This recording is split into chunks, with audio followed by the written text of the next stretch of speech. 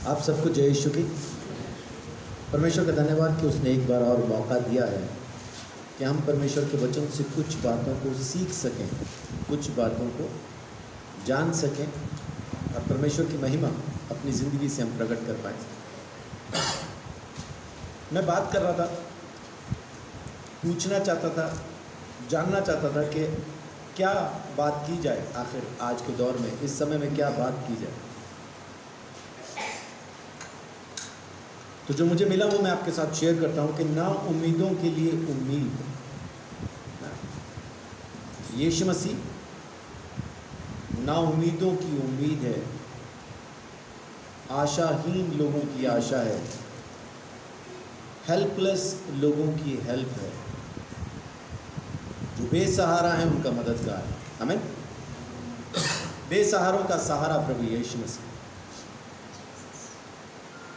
आज वही मैं आपके साथ यहाँ पे शेयर करने वाला हूँ। मेरे साथ निकालें लूका 13 अध्याय, उसकी 10 से लेकर 13 आयत तक। लूका 13 10 से 13। सबत के दिन वह एक आराधनालय में उपदेश कर रहा था। वहाँ एक स्त्री थी जिसे 18 वर्ष से एक दुर्बल करने वाली दुष्ट आत्मा लगी थी और वह कुबड़ी हो गई थी और किसी रीति से सीधी नहीं हो सकती थी। यीशु ने उसे देखकर बुलाया और कहा, हे नारी, तू अपनी दुर्बलता से छूट गई। तब उसने उस पर हाथ रखे और वह तुरंत सीधी हो गई और परमेश्वर की बड़ाई करने लगी। जी, 18 साल से दुष्ट आत्मा ने इसको पकड़ रखा है, जकड़ रखा है, 18 साल से। और है कहाँ? आराधनालय में, परमेश्वर की हुजूरी में, परमेश्वर के पवित्र मंदिर में है। और दुष्ट आत्मा ने इतना कमज़ोर कर दिया है कि उसको झुका दिया और वो किसी भी तरह से सीधी नहीं हो पा रही। 18 साल से ऐसा परेशान है। और यीशु मसीह ने उसको देख के कहा कि तू आज़ाद हो गई है। उस पर हाथ रखा और वो तुरंत सीधी हो गई और परमेश्वर की महिमा करने लगी, आनंद करने लगी, खुशियाँ मनाने लगी, क्योंकि 18 साल बाद वो सीधी हुई। आज बहुत से लोग ऐसा दिखाई देते हैं, नज़र आते हैं, जो परमेश्वर के मंदिर में तो हैं, लेकिन शैतान ने उनके ऊपर इतना बोझ डाला हुआ है, इस कदर उनको दबा रखा है कि वो झुक गए। कभी कर्जे का बोझ है, कभी रिश्ते का बोझ है, कभी कुछ और है, कभी बदनामी का बोझ है, कभी क्या क्या चीज़ का बोझ दुष्ट ने लाद रखा है और लोगों को झुका रखा है। वो मंदिर में तो हैं, परमेश्वर के घर में तो हैं, उसकी उपस्थिति में तो हैं, लेकिन छुटकारा नहीं मिल रहा, आज़ाद नहीं हो पा रहे। 18 साल से इसने उम्मीद करना भी छोड़ दिया। यीशु मसीह है वहाँ पे, जिसके बारे में पूरे इलाके के अंदर ये मशहूर है कि यीशु मसीह जिसको छूता है अच्छा कर देता है। ये है वहाँ, यीशु के सामने है, लेकिन उसको कह नहीं रहे कि मुझे छू चंगा कर दे, क्योंकि उम्मीद खो बैठी है, मैं कभी सीधी हो पाऊँगी। उसने उस उम्मीद को छोड़ दिया। आज इस चर्च में, इस जगह में, और जो मुझे देख रहे हैं, इनमें बहुत से ऐसे लोग होंगे जिन्होंने उम्मीद छोड़ दी होगी कि मेरा कुछ हो सकता है, या मेरा बेटा या मेरी बेटी बदल सकती है, ये अच्छी हो सकती है, या मेरा बाप या माँ वो अच्छे हो जाएंगे, या मेरा पति या पत्नी अच्छे हो जाएंगे। ऐसा उम्मीद छोड़ दी है, मेरी ज़िंदगी बदल पाएगी, उम्मीद छोड़ दी है। उनको कोई उम्मीद नहीं है कि मेरी ज़िंदगी को कोई बदल सकता है। ना उम्मीद हो गए इसी औरत की तरह। और जब आप ना उम्मीद होते हैं, जब कोई भी शख्स जो परमेश्वर को जानता हो, जब ना उम्मीद होता है ना, तब शैतान उस पर बोझ लाद देता है, क्योंकि उसको पता लग जाता है कि इसको सच में ये नहीं पता कि परमेश्वर इसकी तरफ है। परमेश्वर इसको संभाल सकता है, इसको बचा सकता है, इसको खड़ा कर लेगा, छुड़ा सकता है, इसको उम्मीद नहीं है। और जैसा ही वो ना उम्मीद होता है, अब ना उम्मीद हुआ कैसे पता चला? कोई भी शख्स नाउम्मीद हुआ है पता कैसे चलता है? जब वो परमेश्वर को छोड़ किसी और चीज के पीछे चल देता है। जब परमेश्वर को छोड़ उनको किसी और चीज से उपाय ढूंढना शुरू कर देते हैं, है ना, तब पता चलता है कि नाउम्मीद है। और शैतान फिर उसके ऊपर बोझ लाता है, कर्जे का बोझ, बीमारी का बोझ, रिश्तेदारी का बोझ, बदनामी का बोझ, और न जाने कौन कौन से बोझ शैतान लाद देता है। और फिर वो शख्स झुक जाता है, अपनी नज़र में भी, संसार की नज़र में भी, सबके सामने वो अपनी नज़रें झुका झुका सा, दबा दबा से चलता है। क्यों? क्योंकि उसके ऊपर बोझ बहुत हो जाता है। मैंने महसूस करके देखा कि जब किसी की जेब में पैसा ना हो तो उसके अंदर वो कॉन्फिडेंस भी नहीं होता। पैसा नहीं होने पे उसकी सलाहें भी गरीब सी होती हैं, उसकी सोच में गरीबी आ जाती है ना। बंदा जहनी तौर पे गरीब हो जाता है। वो हर समय यही सोचता है कैसे मुझे कहाँ से कुछ पैसा मिल जाए, या कैसा, उसका वो सोच वहीं तक रह जाती है बस। दिमागी तौर से गरीब आदमी कैसे समझ पाएंगे? साहिल के साथ मैं उसके घर पे बैठा टीवी देख रहा था, आज यही बैठा सामने।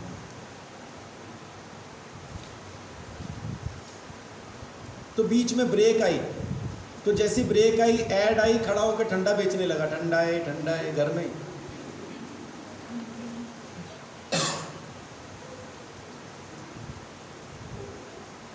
खैर मैं मजाक कर रहा हूँ, अब तो धीरे धीरे यूट्यूब वालों को भी पता लग गया होगा। ज़हनी तौर पे गरीब है, घर में ही ठंडा बेच रहा है। पहली बार गरीब आदमी कार में बैठा, कार में बिठा लिया किसी ने, गरीब आदमी है, तो चप्पलें उतार के हाथ में पकड़ के बैठते हैं, कार गंदी हो जाएगी। देखा आपने कभी ऐसा? मैंने देखा, चप्पलें उतार लेते हैं, हाथ में ले, नहीं जी गंदी हो जाएगी जी। उसके बाद सड़क पे जा रहे हैं, आगे पानी आ गया, वो कार में बैठा बैठा अपना पजामा ऊपर कर लेता है। सोच में गरीबी है ना, वो क्या करेंगे? ये कहाँ से आती है? शैतान डाल देता है। शैतान इतना दबाता है कि आपको नाउम्मीद कर देता है। हर तरफ से वो ऐसा काला अंधेरा खड़ा कर देता है कि कोई नहीं, कुछ भी नहीं, अकेला ही है, ऐसा ही तुझे मरना है, वही सोच अंदर डाल देता है। इस औरत के साथ भी ऐसा ही था। 18 साल से कुबड़ी है, 18 साल से कुबड़ी है, सीधी नहीं हो पा रही। 18 साल से उम्मीद छोड़ के परमेश्वर के भवन में उसके घर में बैठी, लेकिन यीशु मसीह एक दिन आ जाता है। इसने अपनी नाउम्मीदी उसको बताई नहीं, उससे कुछ पूछा भी नहीं। यीशु मसीह ने देख के खुद कहा, खड़ी हो जा, सीधी हो जा। और जाके यीशु मसीह ने, इसका कोई जवाब नहीं लिखा बाइबल के अंदर, ना यीशु उससे कुछ पूछ रहा है, ना ये उसको कुछ बता रही है। यीशु ही उसको कह रहे हैं तू अच्छी हो गई, और जाके उस पर हाथ रखता है और वो सीधी हो जाती है। अगर हम आज इसी अवस्था में हैं, पूरी तरह से नाउम्मीद हो चुके हैं, हर तरफ से अंधेरा दिखाई दे रहा है, कोई सहारा नजर नहीं आ रहा, यीशु मसीह के पास आके बैठिए। वो आपको देख के आपको अच्छा कर देगा, आपको उससे मांगना नहीं पड़ेगा। आमीन। वो आपको देख के आपकी ज़रूरतों को पूरा कर देगा, आपके बोझ को यूं हटा देगा कि आप सीधे तन के खड़े हो जाएंगे। और तन के कब खड़े होते हैं? जब हमें किसी बात की कोई टेंशन नहीं होती। क्या हम किसी से किसी की कार उधार मांग सकते हैं? जाके मेरे को कार देना चाहिए, मुझे मार्केट तक जाना है, ऐसा मांग सकते हैं? नहीं मांग सकते। क्यों नहीं मांग सकते?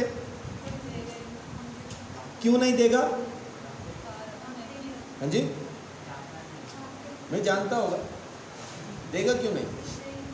क्योंकि हमारे पास कार नहीं है। मेरे पास कार नहीं है, इसलिए मैं दूसरे से कार मांगते हुए भी डरूंगा, और वो मुझे देगा भी नहीं, क्योंकि मेरे पास कार नहीं है। लेकिन अगर मेरे पास खुद की कार है और तब मैं पड़ोसी के पास जाऊँ, यार थोड़ी मेरी कार स्टार्ट नहीं हो रही थी ना, मेरे को वहाँ तक जाना था, देगा कि नहीं देगा अभी? अब क्यों देगा? मेरे पास भी है। तो तन के कब मैं सीधा खड़ा होता हूँ? जब मुझे पता हो कि मेरे पास भी है। जब तक मुझे ये नहीं पता होता ना कि मेरे पास है, तब तक तो मेरे को कुछ बात कहने में शर्म भी आती है और मैं झिझकता भी रहता हूँ। वो झिझक रहती है और पता ये देगा नहीं। क्यों नहीं देगा? क्योंकि मेरे पास नहीं है, इसलिए वो भी नहीं देगा। गरीब आदमी किसी से जाके 1 लाख का कर्जा मांगता है क्या? घर बैठा ही बोल रहा होता, कौन देगा जी, कोई नहीं देगा। और जिसके पास है लाखों, वो घर बैठे ही फ़ोन करता है, हाँ जी सर कैसे हैं, ठीक है, हाँ बस थोड़ा सा परेशान चल रहा था, 1 लाख रुपया चाहिए था मुझे कुछ 15-20 दिन के लिए, है ना, तो मेरे पेटीएम पे या गूगल पे भेज दो आप। वो मतलब ये भी नहीं सोचेगा देगा कि नहीं देगा, मैं पूछूं कि नहीं, है ना। उसको पता है कि, इसको भी पता है कि मेरे पास है, इसका खा नहीं जाऊंगा, वापस कर ही दूंगा।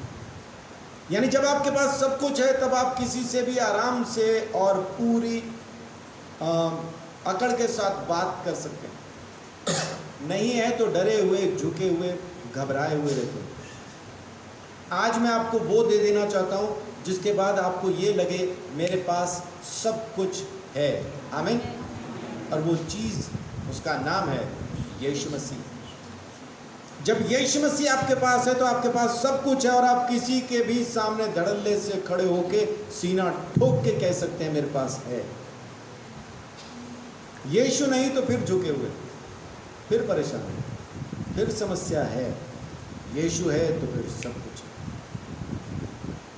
18 साल की इस औरत के पास भी उम्मीद नहीं थी, लेकिन यीशु आया तो तन के खड़ी हो गई। आप भी प्रभु यीशु के पास जाएं, उसके साथ बैठें। पास्टर आमोस ने अभी कुछ दिन पहले एक दर्शन देखा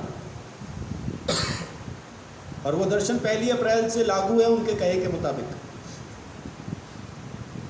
उन्होंने दर्शन देखा, शहद के जैसा तेल, कुछ ज़्यादा ही गाढ़ा हो गया ना, शहद जैसा तेल एक जग में से ऐसे बहाया जा रहा है, दूसरे बर्तन में डाला जा रहा है। लेकिन इससे पहले कि वो तेल दूसरे बर्तन में डाला जाए, एक कपड़े से उसको छाना भी जा रहा है।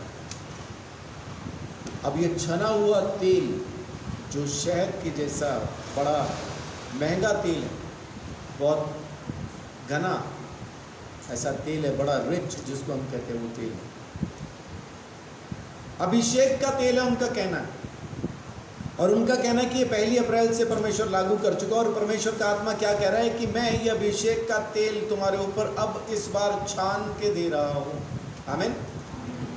छान के दे रहा हूँ मतलब ये अभिषेक तुम्हारे ऊपर पहले भी था, लेकिन संसार की गंदगी साथ में थी। अभिषेक भी था और संसारिकता भी थी, दोनों चीज़ें थी। ये पास्टर आमोस का कहना, मेरा कहना नहीं है। उन्होंने दर्शन देखा, वो मैं शेयर कर रहा हूँ।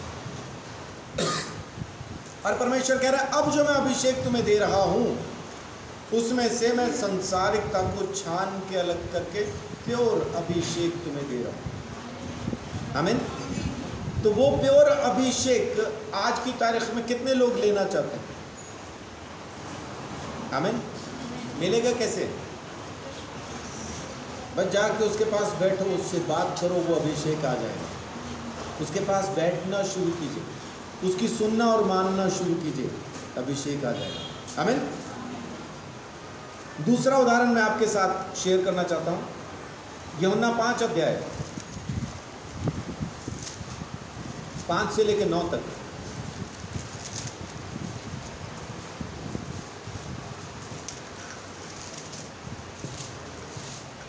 वहाँ एक मनुष्य था जो 38 वर्ष से बीमारी में पड़ा था। यीशु ने उसे पड़ा हुआ देखकर और यह जानकर कि वह बहुत दिनों से इस दशा में पड़ा है, उससे पूछा, क्या तू चंगा होना चाहता है? उस बीमारी ने उसको उत्तर दिया, हे प्रभु, मेरे पास कोई मनुष्य नहीं कि जब पानी हिलाया जाए तो मुझे कुंड में उतारे, परंतु तेरे पहुँचते पहुँचते दूसरा मुझसे पहले उतर जाता है। मेरे पहुँचते पहुँचते उस बीमार ने कहा कि मुझे कोई ले जाने वाला नहीं है और मेरे पहुंचते पहुंचते मुझसे पहले कोई दूसरा उतर जाता है। कितने साल से बीमार है? 38 साल से। पड़ा कहाँ है? मंदिर के ओसारे में। इंतज़ार किस बात का है? पानी के हिलने और पहले उतरने का। परमेश्वर से चंगाई नहीं ढूंढ रहा, पानी के हिलने की इंतज़ार है।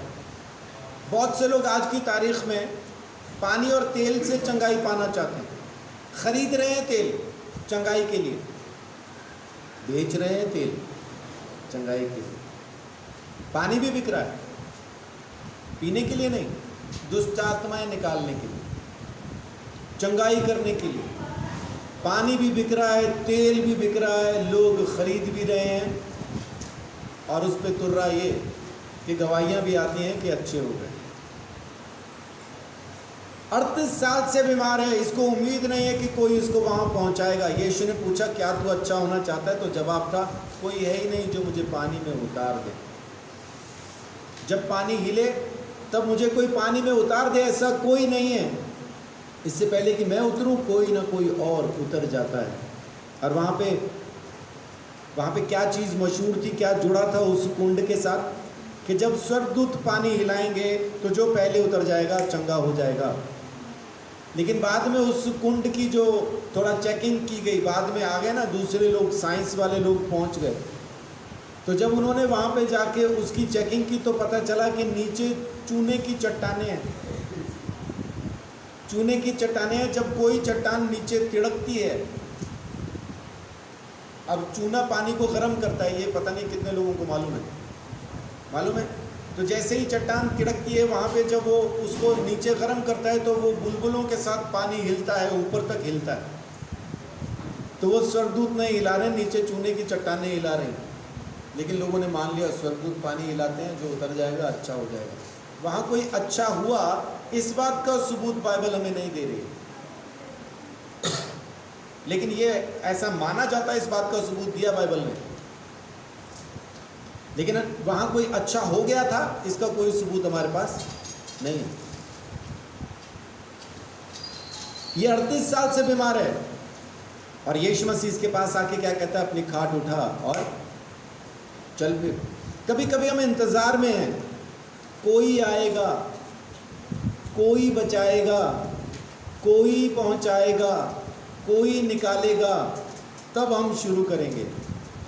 कोई नहीं आएगा, कोई नहीं निकालेगा, कोई नहीं बचाएगा।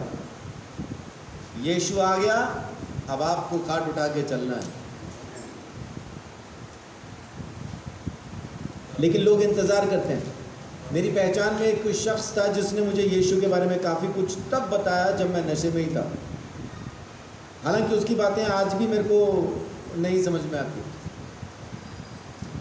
क्योंकि बहुत सारी ऐसी बातें उसने बताई जो मैं आज भी नहीं मानता। वो सेवा करना चाहता था। मैंने उसको पूछा बहुत बार, तू काम क्यों नहीं करता? बोल रहा मुझे सेवा ही करनी है, इसलिए काम भी नहीं करता था। अपनी बहन के घर पे जाके खाना खा के आता था। उसकी बहन का घर थोड़ा दूर ही था, माँ बाप खाना नहीं देते थे उसको, क्योंकि काम नहीं करता था। बहन के घर जाता था खाना खाने के लिए। और कई साल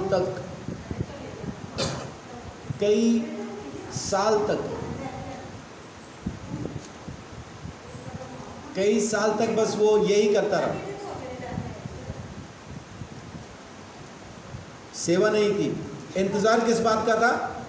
कोई संस्था आएगी, कोई संस्था मुझे पैसा देगी, तब जाके फिर मैं सेवा करना शुरू करूँगा। ना संस्था आई, ना सेवा शुरू हुई। फिर अपनी उसी बहन की बेटी यानी अपनी भांजी के साथ शादी करके कहीं चला गया, तो सेवा पूरी हो गई।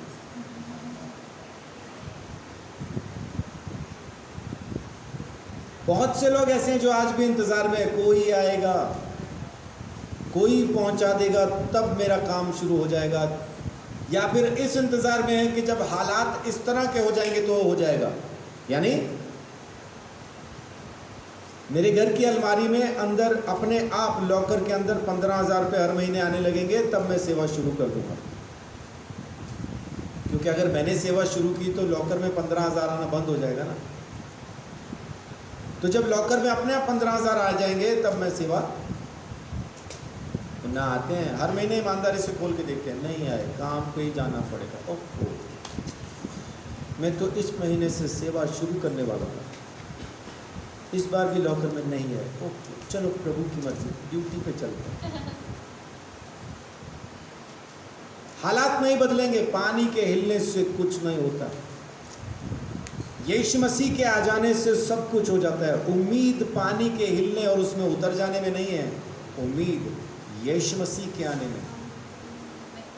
लेकिन लोग पानी के हिलने और उसमें उतर जाने का इंतजार कर रहे हैं। पहला मैं आ जाऊं, फर्स्ट आऊं, मैं उतर जाऊं तो मैं अच्छा हो जाऊंगा। वैसा नहीं। यीशु मसीह के आने से 38 साल का ये बीमार है। तीसरा उदाहरण देखिए, प्रेरितों के काम 3 अध्याय 1 से लेके 8 तक। पतरस और यूहन्ना तीसरे पहर प्रार्थना के समय मंदिर में जा रहे थे और लोग एक जन्म के लंगड़े को ला रहे थे, जिसको वे प्रतिदिन मंदिर के उस द्वार पर जो सुंदर कहलाता है बैठा देते थे कि वह मंदिर में जाने वालों से भीख मांगे। जब उसने पतरस और यूहन्ना को मंदिर में जाते देखा तो उनसे भीख मांगी। पतरस ने यूहन्ना के साथ उसकी ओर ध्यान से देखकर कहा, हमारी ओर देख। अतः वह उनसे कुछ पाने की आशा रखते हुए उनकी ओर ताकने लगा। तब पतरस ने कहा, चांदी और सोना तो मेरे पास है नहीं, परंतु जो मेरे पास है वह तुझे देता हूँ। यीशु मसीह नासरी के नाम से चल फिर। और उसने उसका दाहिना हाथ पकड़ के उसे उठाया और तुरंत उसके पाँवों और टखनों में बल आ गया। वह उछलकर खड़ा हो गया और चलने फिरने लगा और चलता और कूदता और परमेश्वर की स्तुति करता हुआ उनके साथ मंदिर में गया। आमीन। बहुत से लोग बोलेंगे तब तो यीशु आ गया था, हमारी ज़िंदगी में कैसे आएगा? उस वक्त तो यीशु था। अभी क्या हुआ? यीशु का नाम। और ये कितने साल से बैठा है वहां पे? कितने साल का है ये? अजय, जन्म से। इसकी उम्र 40 साल से ज्यादा है। आप कहेंगे अपने घर से बता रहा है ना, बाइबल में तो लिखा नहीं। 40 साल से ज़्यादा है तो बाइबल में पढ़वाओ 40 साल से ज़्यादा है, तब तो हम मान जाएंगे। ऐसा कैसे कि 40 साल से ज़्यादा है? तो 4 का 22 पढ़िए। वह मनुष्य जिस पर यह चंगा करने का चिन्ह दिखाया गया था 40 वर्ष से अधिक आयु का था। तो 40 साल से ज़्यादा का था। जन्म से लंगड़ा है, मां के गर्भ से पैदा ही लंगड़ा हुआ था। लेकिन जैसे ही उसको यीशु के नाम से छुआ गया, यीशु के नाम से कहा गया, क्या हुआ? घुटनों में और टखनों में। टखने क्या होते हैं? एंकल्स। पंजाबी में गिट्टा कहते हैं जिसको, है। उसके घुटनों में और टखनों में बल आ गया और धीरे धीरे दीवारें पकड़ के खड़ा हो गया। कैसे खड़ा हुआ? अच्छा, उछल के खड़ा हो गया। 40 साल में जो नहीं उठा वो उछल कैसे सकता है? उछल के खड़ा हो गया। और फिर उसके बाद क्या लिखा? नाचता कूदता हुआ। कमाल। नाचता कूदता हुआ परमेश्वर की महिमा करने लगा। हालेलुया। इस शख्स को बिल्कुल भी ये उम्मीद नहीं थी कि ये कभी नाच पाएगा, कभी उछल पाएगा, कभी खड़ा हो पाएगा। इसको उम्मीद नहीं थी। जमीन पे बहुत सारे ऐसे लोग हैं जिनको ये उम्मीद ही नहीं है कि उनकी जिंदगी में ये भी कभी हो सकता है। जैसे मेरा खुद का बंगला होगा, खुद की गाड़ी होगी, उम्मीद ही नहीं है उनको। मैं कभी परमेश्वर का प्रचार ऊंची स्टेज पे खड़े होकर कर पाऊंगा, उम्मीद नहीं है। मेरे द्वारा कभी मुर्दा जिंदा हो जाएगा, उम्मीद नहीं है।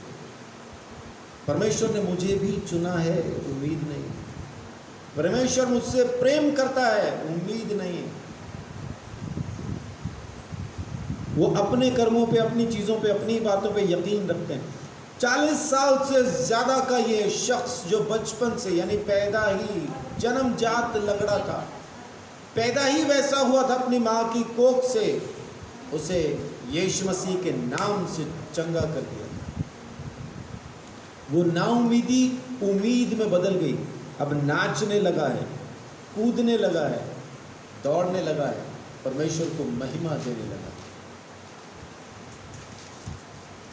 और अब मैं बताता हूं उन पापियों के लिए, संसार का हर एक पापी कब से नाउम्मीद है मुक्ति पाने के लिए? आदि से। रोमियो 5:6।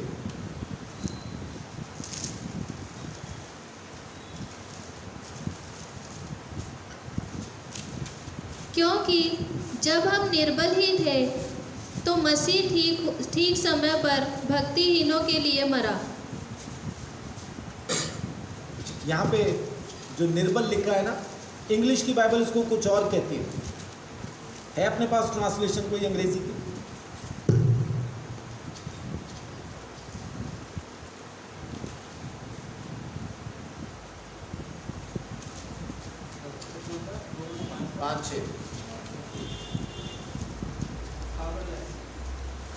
पावरलेस।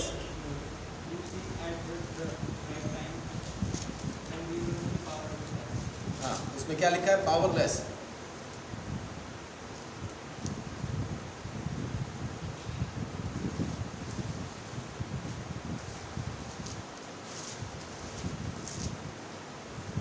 कुछ और ट्रांसलेशन है अपने पास? Still week.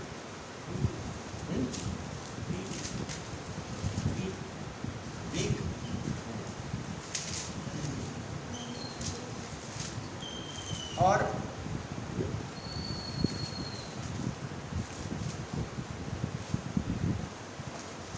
मेरे पास जो ट्रांसलेशन है उसमें लिखा है, For while we were still helpless, नाउम्मीद थे, कोई मदद नहीं थी, बेसहारा, हेल्पलेस थे। जो ओरिजिनल ट्रांसलेशन से ट्रांसलेट किया गया है ये वो है, यानी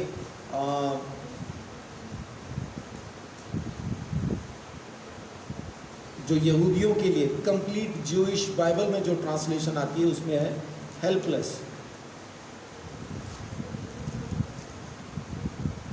ना उम्मीद है, सारा संसार ना उम्मीद है। मैं बड़े बड़े संतों से मिला हूँ और मैंने उनसे मिलके पूछा है कि क्या सच में मुक्ति हो गई है आपकी, मिल गई है? तो बोलते हैं कुछ पता नहीं, वहीं जाके पता चलेगा। और जन्मों का इंतज़ार है उनको, इसमें नहीं तो अगले में। ऐसा वो नाउम्मीदी के अंदर वो चल रही है कहानी। नहीं पता, उम्मीद नहीं है, लेकिन कोशिश में है। लेकिन बाइबल हमको कहती है कि पापियों के लिए खुशखबरी है। क्या खुशखबरी है? कि जब हम ना उम्मीद ही थे, निर्बल ही थे, कमज़ोर ही थे, अपना उद्धार पा नहीं सकते थे, उस वक्त सही समय पे यीशु हमारे लिए मरा। आमीन। अब पढ़िए 8वीं आयत।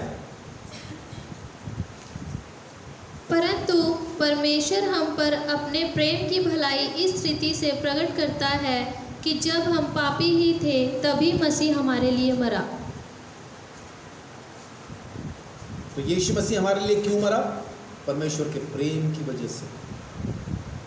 परमेश्वर अपने प्रेम की भलाई इस रीति से हम पे प्रकट करता है, बाइबल कहती है। तो यीशु मसीह हमारे लिए क्यों मरा?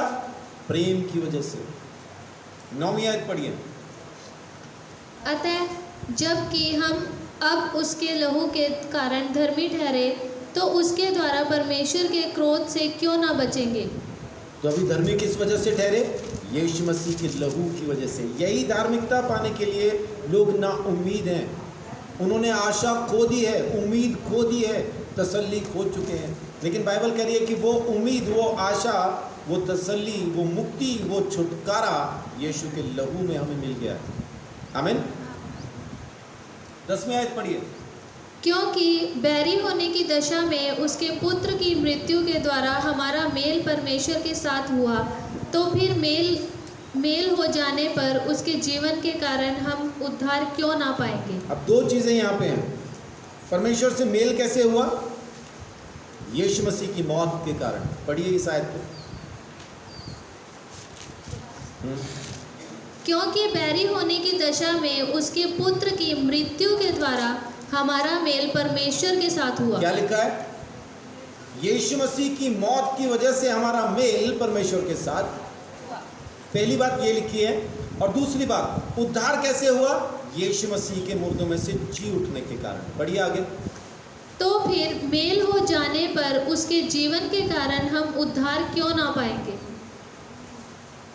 क्या लिखा है? उसके जी उठने के कारण, उसके जीवन के कारण हम उद्धार क्यों ना पाएं। तो इस आयत के अंदर दो बातें लिखी हैं 10वीं आयत में। पहली, यीशु मसीह के मरने की वजह से हमारा मेल परमेश्वर से हुआ। और दूसरी, क्योंकि यीशु मसीह मुर्दों में से जी उठा, इसलिए हमारा उद्धार हुआ।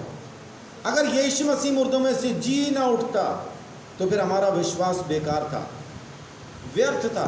हम आज भी पापी ही होते और अपने आप को धोखा दे रहे होते कि उद्धार हो गया, उद्धार हो गया, यीशु का नाम ले लिया, उद्धार हो गया। ये धोखा होता खुद के साथ। अगर यीशु मसीह मुर्दों में से जी ना उठा होता तो। यही फ़र्क है प्रभु यीशु मसीह के नाम में, कि वो ना सिर्फ हमारे लिए मारा गया बल्कि तीसरे दिन मुर्दों में से जी भी उठा। तो हमारे लिए मरा क्यों? परमेश्वर के प्रेम की वजह से। हमारा मेल कैसे हुआ परमेश्वर के साथ? यीशु के लहू की वजह से। हम किस तरह से उसके पास पहुंचे? एक बार 9वीं आयत पढ़िए मेरे लिए एक बार प्लीज। अतः जबकि हम अब उसके लहू के कारण धर्मी ठहरे। हाँ, तो धर्मी कैसे ठहरे? यीशु मसीह के लहू की वजह से। यीशु हमारे लिए मरा क्यों? परमेश्वर के प्रेम की वजह से। हम धर्मी कैसे बने? पापों से छुटकारा पा के धर्मी कैसे बन गए? पापी से धर्मी कैसे बन गए? यीशु के लहू की वजह से। परमेश्वर से मेल कैसे हुआ? यीशु की मौत की वजह से। और हमने उद्धार कैसे पाया? यीशु मसीह के मुर्दों में से जी उठने की वजह से। आमीन। ये उम्मीद आज हमारे पास है। ना उम्मीद लोगों को ये उम्मीद आज मैं भी देना चाहता हूँ कि वो जो अपने लिए उद्धार ढूंढ रहे हैं, मुक्ति ढूंढ रहे हैं, उनके लिए मुक्ति का रास्ता इस तरह से परमेश्वर ने खोल दिया है ना। और अब उन ना उम्मीदों के भी नाचने का समय है जिनके पास मुक्ति के लिए कोई उम्मीद नहीं। पढ़िए 11वीं आयत। केवल यही नहीं, परंतु हम अपने प्रभु यीशु मसीह के द्वारा, जिसके द्वारा हमारा मेल हुआ है, परमेश्वर में आनंदित होते हैं। आमीन। आज हम भी परमेश्वर में आनंदित होते हैं क्योंकि हमारा मेल परमेश्वर के साथ यीशु मसीह के द्वारा हो गया है। तो आज मैं यही आपको कुछ चीज़ें बताना चाह रहा था। 18 साल की कुबड़ी सीधी हो गई क्योंकि यीशु आ गया। 38 साल का बीमार अपनी खाट उठा के घर को चल दिया क्योंकि यीशु आ गया। जन्म से लंगड़ा 40 साल से ज़्यादा जिसकी उम्र हो चुकी थी, नाचने कूदने लगा, परमेश्वर को महिमा देने लगा क्योंकि यीशु आ गया। मुझ जैसा जन्मजात पापी, मुझ जैसा बेकार और घटिया शख्स परमेश्वर की नज़र में धर्मी बन गया क्योंकि यीशु आ गया। हर एक नाउम्मीद के लिए उम्मीद है प्रभु यीशु मसीह। यूहन्ना 15:5 कहता है कि अगर कोई यीशु में नहीं है तो वो कुछ भी नहीं कर सकता। बिना यीशु के कुछ नहीं कर सकता। और यूहन्ना 14:6 में लिखा है कि अगर यीशु नहीं है तो बाप तक पहुंच नहीं सकता। और यूहन्ना 6 अध्याय में लिखा है, देखिए मेरे साथ निकालिए यूहन्ना 6।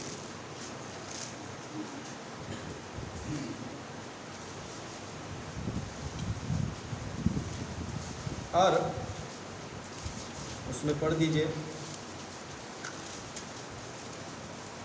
मेरा ख्याल 64 है, मैं एक बार कंफर्म कर लूँ। नहीं,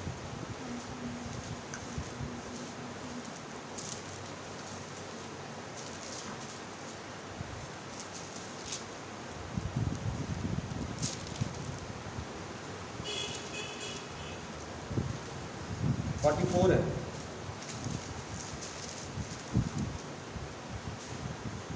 कोई मेरे पास नहीं आ सकता जब तक पिता जिसने मुझे भेजा है उसे खींच न ले, और मैं उसे अंतिम दिन फिर जिला उठाऊंगा।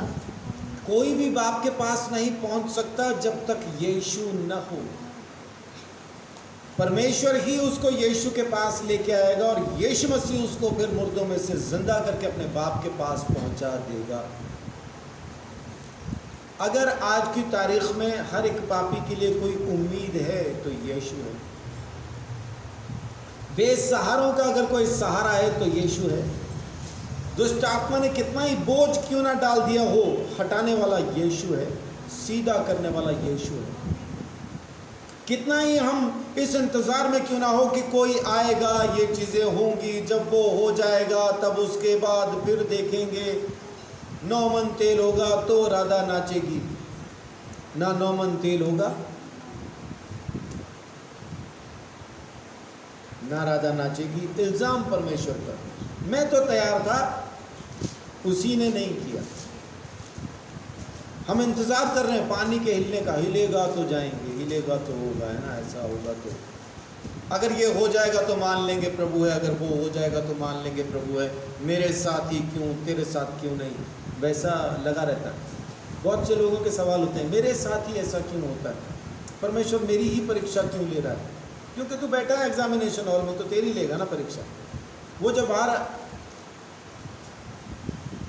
क्या बेचते हैं, बाहर स्कूलों के बाहर क्या बिकता है, कॉलेज के बाहर कुलचे छोले जो बेच रहा है, उसका कौन सा एग्जाम होना है?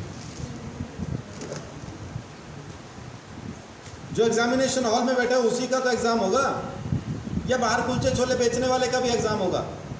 पाकिस्तान में ऐसा इंटरव्यू चल रहा था, एक लड़का कह रहा है नहीं जी स्कूल खुलने चाहिए, बहुत परेशानी हो रही है, पढ़ाई बहुत पीछे चली गई, देश को बहुत नुकसान हो रहा है, स्कूल खुलने चाहिए। इंटरव्यू लेने वाला सोच रहे थे कितना अच्छा लड़का है, स्कूल खुलने चाहिए। उसको पूछा तू कौन सी क्लास में पढ़ता है? ना जी मैं तो अनपढ़ हूँ, मैं तो पढ़ता ही नहीं। कह रहा फिर तेरे को क्या टेंशन है, स्कूल खुले ना खुले? कह रहा मैं बाहर कुलचे छोले बेचता हूँ।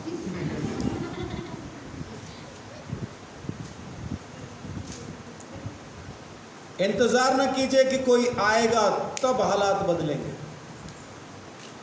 यीशु आ गया, अपनी खाट उठाओ, चलो काम पे, हालात तो अपने आप बदल जाएंगे। न पानी हिला, न स्वर्गदूत आए, न पहले उतरा न पीछे उतरा, लेकिन चंगा होके घर चल दिया। यीशु वही करेगा। हालात में रुके ना रहे कि ये होगा तब करेंगे, वो होगा तब करेंगे, उसमें नहीं रुके रहे। चलिए परमेश्वर अनुग्रह करेगा। 40 साल से बिना उम्मीद के खाली पैसे के इंतज़ार में बैठा था, पैसा दे दो घर जाके खाऊंगा, बस उतना ही। उसको बिल्कुल उम्मीद नहीं थी, लेकिन उसको देख के जिनके पास उम्मीद थी उन्होंने उसके साथ उम्मीद को साझा किया और कहा पैसा नहीं हमारे पास, सोना चांदी नहीं है, लेकिन जो है वो देते हैं। प्रभु यीशु मसीह के नाम से उठ, चल। फिर उसको पकड़ के जब खड़ा किया तो स्प्रिंग के जैसा कूद के खड़ा हो गया और उसके बाद नाचने लगा, कूदने लगा, दौड़ने लगा, भागने लगा, परमेश्वर को महिमा देने लगा। आमीन। तो बैठे ना रहें, यीशु के नाम से खड़े हो जाएं। पहले तो आपके घुटनों में, टखनों में बल नहीं होगा, लेकिन जैसे यीशु मसीह के नाम से आप खड़े होंगे तो बल इतना होगा कि कूद कूद के भागेंगे, उछल उछल के नाचें। आमीन। तो अपने घुटनों और टखनों के बल पे ना जाएं, यीशु मसीह के नाम में वो सामर्थ्य है कि लंगड़े को भी नचा देता है। उसकी उम्मीद में रहें, उसकी तसल्ली, उसकी आशा में रहें। आमीन। आदि से बैठे हैं, ना धर्म काम आ रहे हैं, ना कर्म काम आ रहे हैं, कुछ काम नहीं आ रहा। ये पापियों के लिए खुशखबरी है। तो यीशु मसीह के आने से, प्रेम की वजह से, परमेश्वर के प्रेम की वजह से यीशु ज़मीन पे आके मारा गया, और फिर यीशु मसीह के लहू के कारण हम धर्मी ठहरे।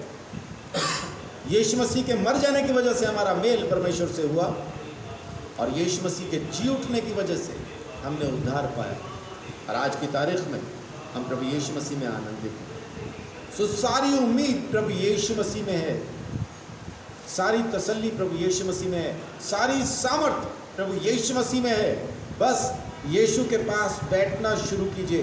जैसा मैंने शुरू में कहा था, वो अभिषेक का तेल आपके ऊपर उंडेला जाने वाला है, उसको लेना शुरू कीजिए। कुछ लोग अभी ऐसे हैं यहाँ पे हॉल के अंदर, जिनका शरीर बिल्कुल एकदम खाली जैसा वो महसूस कर रहे हैं, बिल्कुल हल्का हो गया है।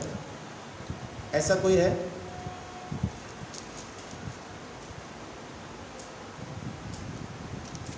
कोई भी नहीं? मेरे हिसाब से ज़रूर कोई होना चाहिए, क्योंकि मैंने अपनी तरफ से नहीं कहा। अगर हाथ खड़ा करने में आपको दिक्कत हो रही है तो दिक्कत नहीं, बाद में बताना ज़रूर, क्योंकि आप लोग बाद में बताते हैं ना, मेरे को अच्छा तो तब लगता है, लेकिन उतना अच्छा नहीं लगता जितना अच्छा अब लगता है कि अब बताएं। तो कुछ लोगों के शरीर ठंडे गरम ऐसा महसूस किया होगा, कुछ लोगों ने शरीर को हल्का होता हुआ महसूस किया होगा। हल्का इन द सेंस कि कोई टेंशन, कोई समस्या अब शरीर में उनको महसूस नहीं हो रही होगी। वो जो पहले से बोझ था ना, समस्याओं का, चिंताओं का, वो लग नहीं रहा होगा। वो लग रहा होगा अब कोई परेशानी नहीं, अब मैं जीत जाऊंगा या जीत जाऊंगी, अब मैं कर लूँगा या कर लूँगी, ऐसा मन में आया होगा। उसको कहते हैं हल्का हो जाना। अब हल्का वो नहीं माने फूंक मारे तो आप उड़ने लगेंगे, वो वाला हल्का नहीं, वो जो जहन हल्का हो जाता है, वो वाला हल्का। और परमेश्वर ने ज़रूर ये काम किया है, मेरे को बताना ज़रूर, बाद में ज़रूर बता देना। बताना चाहें तो अभी भी मौका है, बता सकते हैं। आइए हम प्रार्थना में चलें और परमेश्वर के अनुग्रह के अंदर